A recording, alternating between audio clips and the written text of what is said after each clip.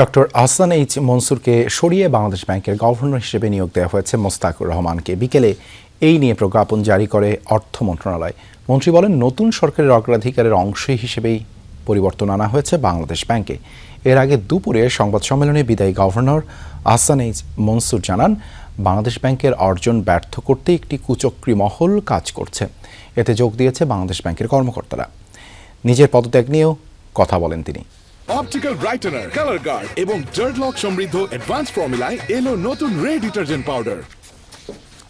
নির্বাচনের পর নতুন সরকার দায়িত্ব নেওয়ার পরই আলোচনায় আসে বাংলাদেশ ব্যাংকের গভর্নরকে সরিয়ে দেওয়ার বিষয়টি। এর মধ্যেই সোমবার অর্থমন্ত্রীর সাথে সাক্ষাৎ করেন governor doctor Ahsan H Mansur.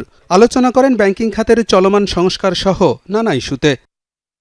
বুধবার দুপুরে হঠাৎই খবর আসে অপসারণ করা হচ্ছে ডক্টর আহসান এইচ মনসুরকে। নতুন গভর্নর হিসেবে নিয়োগ পাচ্ছেন মোস্তাকুর রহমান। বিষয়টি জানাজানির পর নিজ কার্যালয় থেকে বেরিয়ে যান বাংলাদেশ ব্যাংকের গভর্নর আহসান এইচ মনসুর।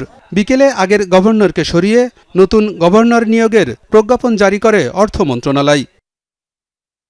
পরে সচিবালয়ে অর্থমন্ত্রী বলেন, সরকারের কর্মসূচি এবং অগ্রাধিকারের অংশ হিসেবেই পরিবর্তন আনা হয়েছে বাংলাদেশ ব্যাংকে। নতুন সরকারের যে প্রোগ্রাম আছে, প্রেফারেন্স আছে, যে চিন্তা আছে, ভাবনা আছে, সবগুলোর সাথে মিলিয়ে এগুলো বাস্তবায়নের জন্য যেখানে যেখানে প্রয়োজন সেখানে তো পরিবর্তন হবে। শুধু বাংলাদেশ ব্যাংকের পরিবর্তন হয়নি, এটা অনেক জায়গায় পরিবর্তন হয়েছে এবং প্রয়োজন বোধে আরও অনেক জায়গায় পরিবর্তন হতে থাকবে। খুবই স্বাভাবিক এটা।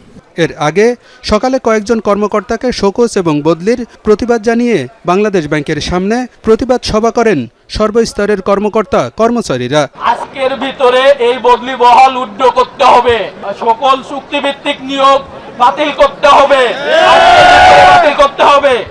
এমন উত্তপ্ত পরিস্থিতিতে কঠোর নিরাপত্তার মধ্য দিয়ে বাংলাদেশ ব্যাংকে প্রবেশ করেন আহসান এইচ মনসুর। ডাকেন জরুরি সংবাদ সম্মেলন। বলেন, বাংলাদেশ ব্যাংকের অর্জন ব্যর্থ করে দিতেই কাজ করছে একটি কুচক্রী মহল। তাতে যোগ দিয়েছে বাংলাদেশ ব্যাংকের কিছু কর্মকর্তাও।